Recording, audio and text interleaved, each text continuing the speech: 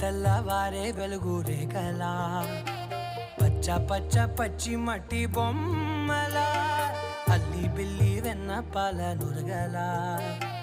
అచ్చ తెలుగు ఇంటి పూల కొమ్మలా